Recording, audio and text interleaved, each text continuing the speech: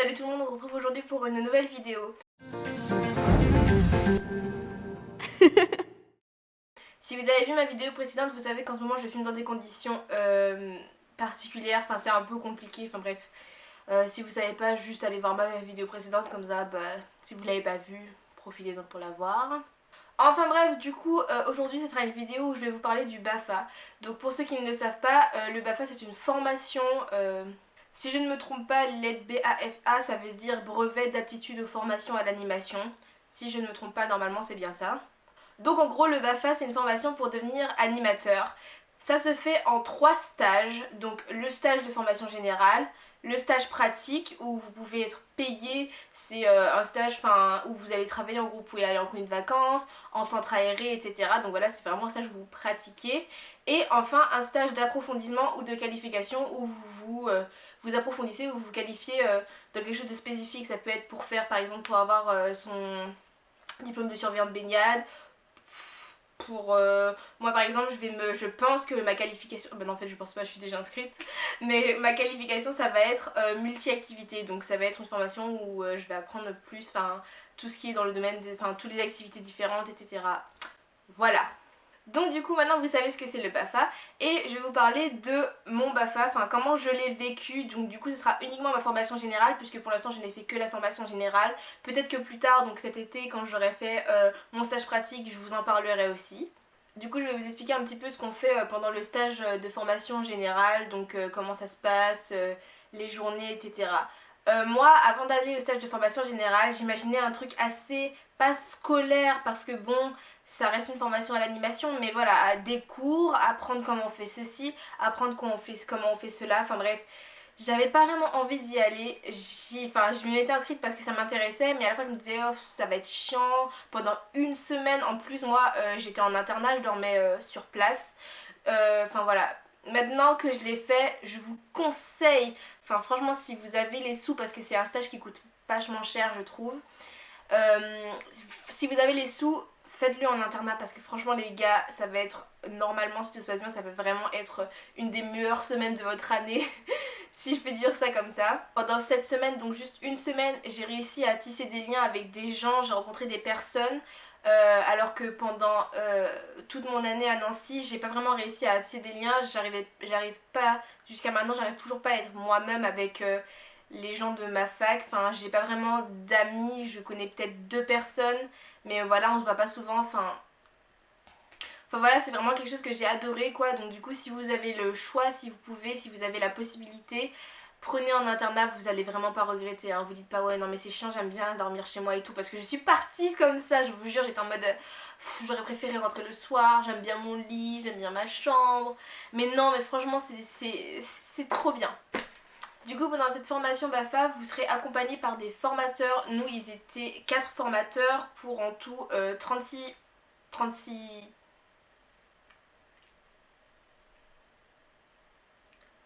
stagiaires, voilà, comme moi, j'étais un stagiaire du coup. Donc ces personnes vont vous former, puisqu'ils s'appellent des formateurs, donc leur rôle c'est de former. Oui Léane. Du coup le premier jour quand vous arrivez, la plupart du temps vous ne connaissez personne, moi je connaissais personne. Après vous pouvez vous inscrire avec vos amis si vous avez des amis qui veulent le faire aussi, c'est super sympa.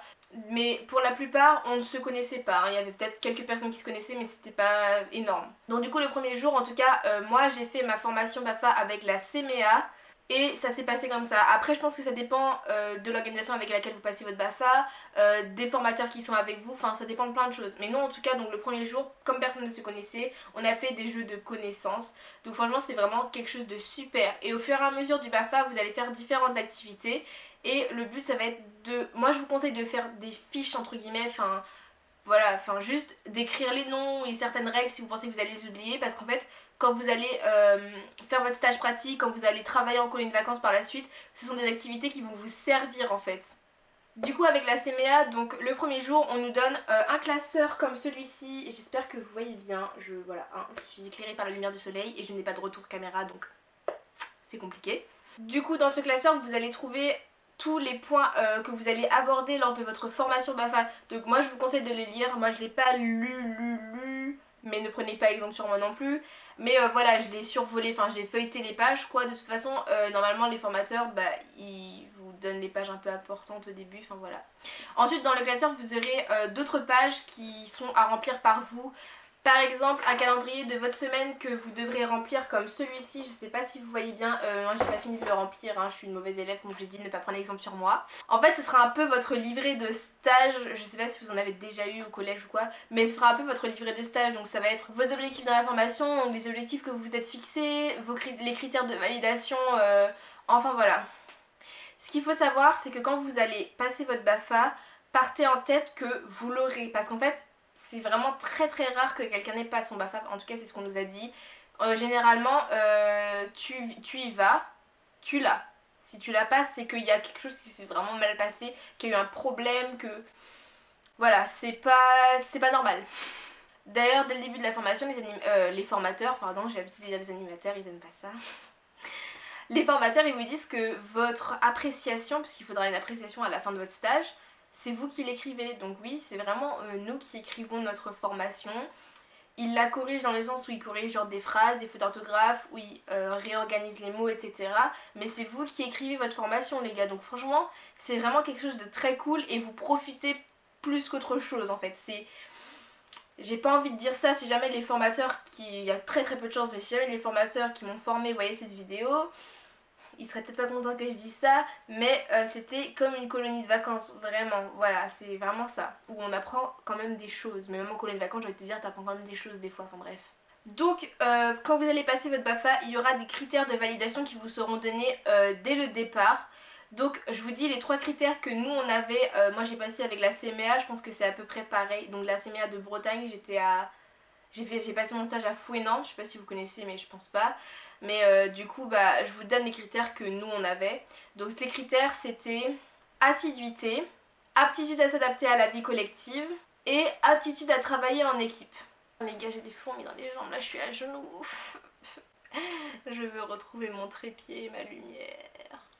Donc du coup voilà, c'était vraiment les 3 critères de validation auxquels auxquels j'ai fait attention de respecter. Hein, je sais pas si cette phrase a du sens mais voilà. Après encore une fois je pense que les critères de validation ça dépend des organismes avec lesquels vous faites votre BAFA. Mais bon. Ensuite pour ce qui s'agit des cours, entre guillemets, des cours. Moi j'appelle ça des cours, je sais plus comment on appelait ça mais... voilà. Ah oui on appelait ça des échanges. Donc oui voilà. Pour le coup c'est vraiment des échanges en fait. Donc si vous pensez que vous allez aller au BAFA et que vous allez être en mode scolaire, assis sur des tables à écrire et tout. En tout cas avec la CMA c'était pas comme ça. Après encore une fois avec les autres organismes, je ne sais pas. Je vous donne un exemple de quelque chose qu'on faisait principalement lors des échanges. On nous donnait une situation qui pourrait nous arriver en étant animateur. Donc par exemple, le petit Léo a montré son kiki à tout le monde, vous le sanctionnez. Voilà, hein, c'est un exemple. C'est un cas qu'on a vraiment eu comme exemple. Hein. Enfin, c'était pas tout à fait formulé comme ça, mais voilà.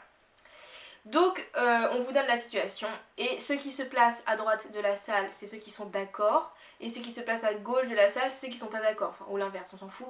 Mais voilà, et donc du coup, on devait se positionner, et à partir de là, un débat se lançait entre les personnes d'accord et les personnes pas d'accord, et le but était de convaincre, enfin, à tout moment dans le débat, on avait le droit de changer de côté si on voulait, si on était convaincu par un argument, etc., etc.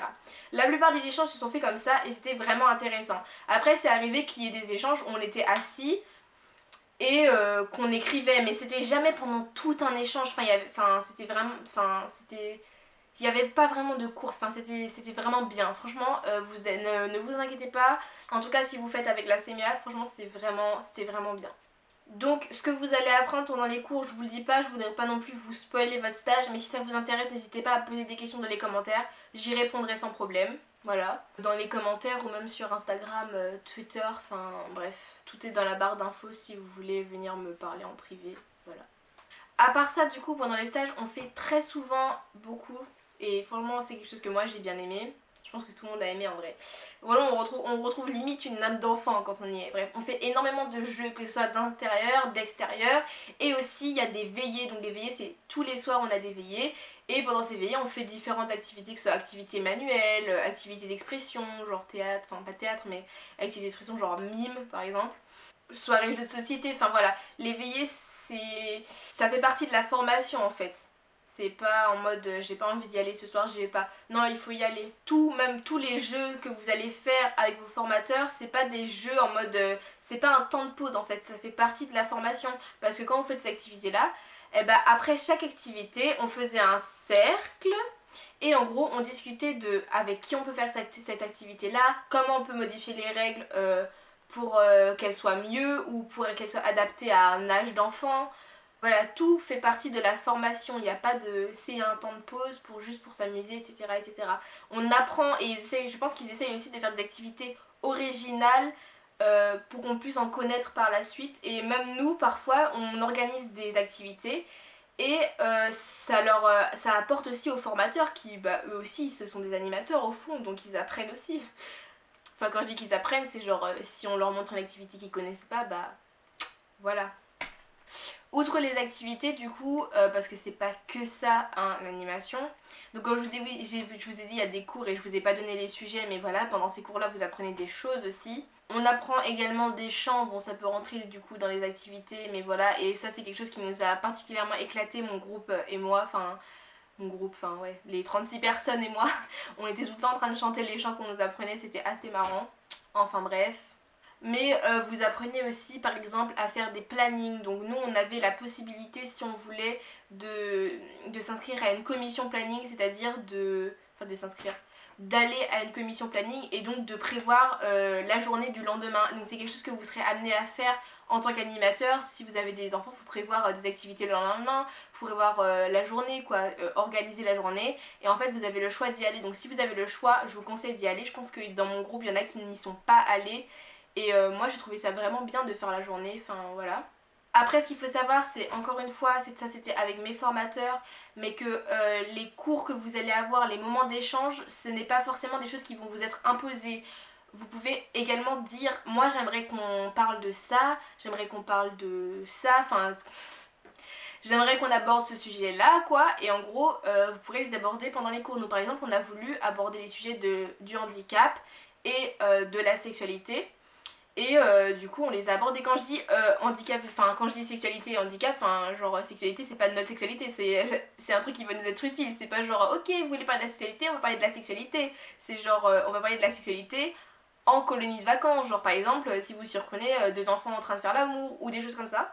Enfin tout ça pour dire que si vous avez un sujet qui vous intéresse, si vous avez des questions, n'hésitez pas à aller leur dire j'aimerais qu'on aborde ce sujet là, ou aller leur poser la question directement, ils vous répondront sûrement directement, voilà. Les gars je vais détendre un peu mes jambes là parce que j'en peux plus. Du coup comme vous le voyez c'est pas le BAFA, vous n'avez pas le temps de vous ennuyer, en fait vous avez des journées vraiment très très pleines avec des horaires précis, calés, elles sont faites à l'avance etc. C'est vraiment ça vous prend toute la journée, je crois on devait se réveiller, enfin on se réveille pas quand on veut mais en gros on a entre 8h et 9h pour prendre le petit déjeuner. Donc il y en a ils y allaient à 8h40, 8h50, moi j'y allais vers 8h30, 8h15, enfin bref voilà. Donc du coup en fait vous vous levez un peu à l'horaire que vous voulez, si vous voulez manger ou pas. Et donc du coup la journée concrètement elle commence à 9h en fait. Et elle finit à 22h. Donc c'est vraiment à partir de 9h à 22h. Vous avez quand même des temps de pause, mais vous les voyez pas tout le temps passer. Hein. Surtout que des fois sur certains temps de pause, il y a des commissions qui sont organisées. Enfin voilà. Mais à partir de 22h, vous avez votre soirée. Donc je sais que c'est tard, mais ne pensez pas que vous serez crevé au point d'aller vous coucher à 22h. Enfin, les veillées finissent à 22h, mais il y a très très peu de gens qui sont allés se coucher tout de suite après l'éveil. Enfin, il y a toujours quelque chose qu'on va faire. C'est vraiment un moment de libre où les gens, ils organisaient des soirées. Nous, on avait des BAFA 3. Donc, BAFA 3, c'est les BAFA qui sont en stage d'approfondissement et de qualification. Ils étaient là en même temps que nous. Donc, il y avait beaucoup de gens qui allaient faire des soirées avec eux. Donc, oui, entre jeunes, on organise des soirées. Donc, ça, c'est vraiment hors veillée. Hein, c'est hors de la formation.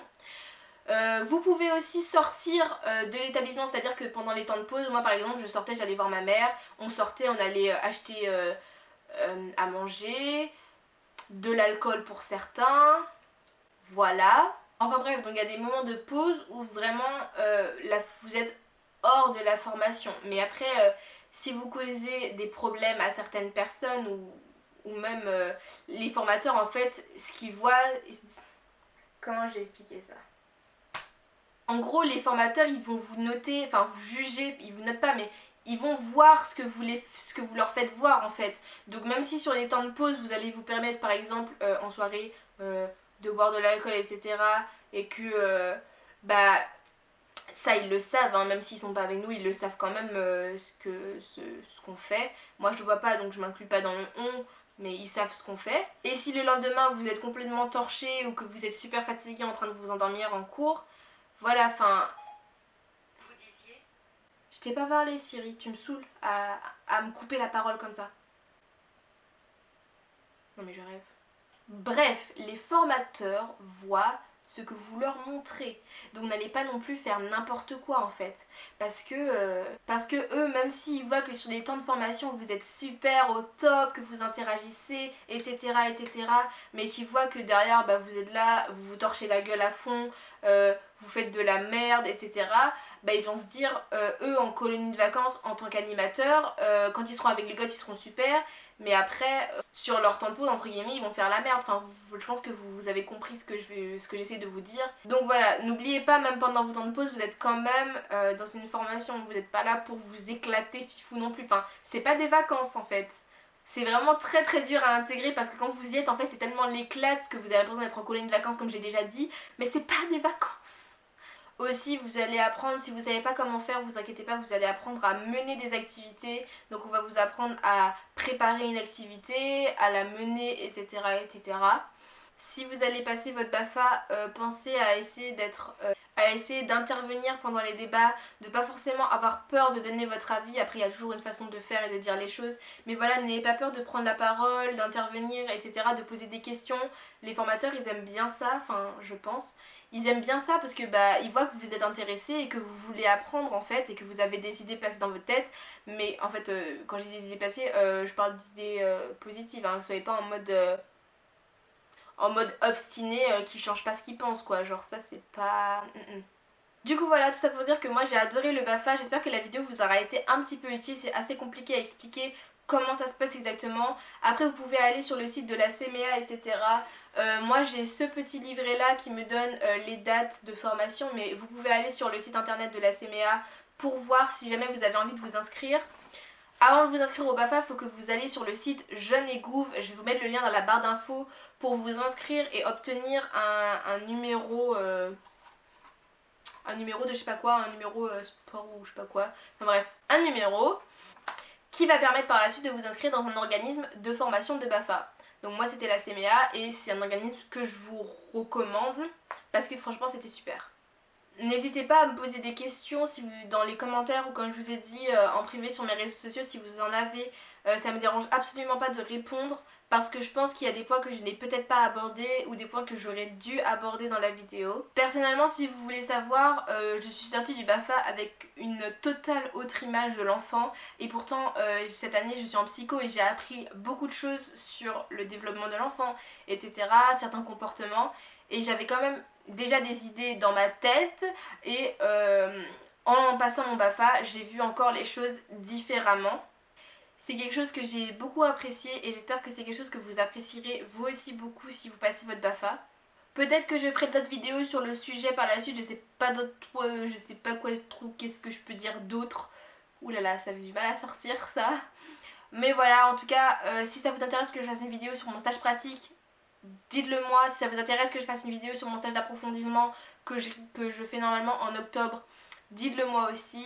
En tout cas, n'hésitez pas à liker la vidéo et à vous abonner si ça vous a plu. Je pense que je vais essayer de sortir des vidéos plus régulièrement, voire peut-être chaque semaine si je peux. Donc, première fois que je le dis, mais appuyez sur la cloche de notification. En ce moment j'ai pas mal d'idées de vidéos qui me viennent en tête et j'ai pas mal de choses à vous raconter. Donc du coup, bah j'espère que ça vous intéressera. Et puis bon bah comme d'habitude, n'oubliez pas que je vous aime.